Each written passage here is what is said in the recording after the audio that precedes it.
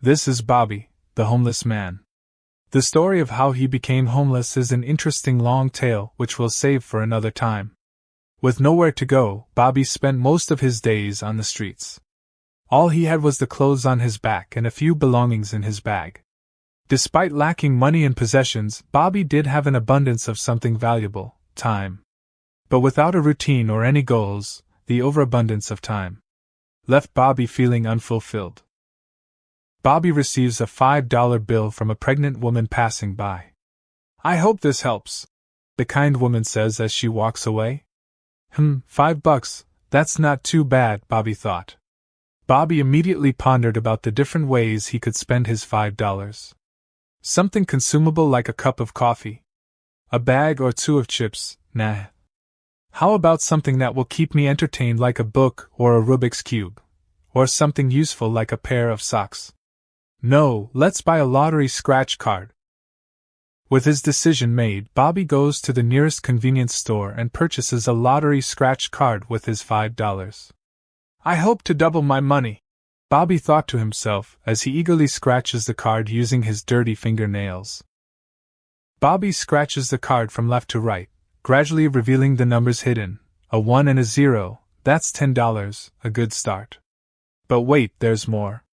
Bobby continued scratching and revealed 3 more zeros, that's $10,000. Bobby could not believe it, but he had just won $10,000 from a $5 scratch card. He picks up his check for $10,000 at the lottery district office, which he then takes to a check cashing store. Bobby was happy to pay a fee of $100 if it meant cashing out his check. He did not even own a wallet, and there he was, sitting in his usual spot with just under $10,000.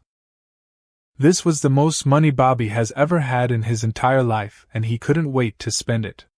The first place he went was McDonald's. He orders a Big Mac, fries, and a Coke. This typical meal for most people was a mouth-watering, long-awaited feast for Bobby. He devours the meal, savoring every last bite and gulp. Bobby was satisfied. Bobby checks into a motel and lives comfortably, eating 3 meals a day, watching TV, taking warm showers, and sleeps on a real bed.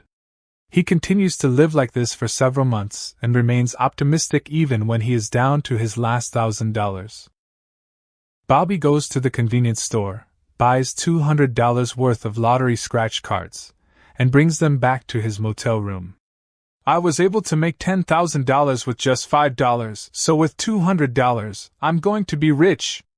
Bobby scratches the cards with excitement, but soon that excitement turns into disappointment.